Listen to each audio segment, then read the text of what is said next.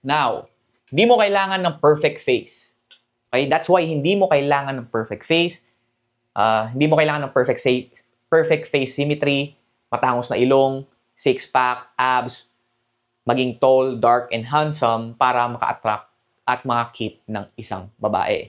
Because again, etong mga to, yung looks mo is only important for the first 10-15 seconds of the interaction. Kapag may nagsasabi sa'yo na, ay, kailangan perfect face symmetry ka. May kailangan pantay yung noo mo sa ganito, ganyan. Kailangan meron kang hunter eyes, mga ganun. Those mga bullshit yung mga yon. Okay? Sa mga nagsasabing looks are everything.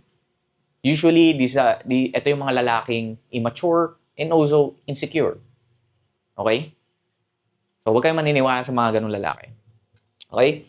What she is looking for is not just looks. Okay? Looks is not everything. Looks are not everything. Look is not everything.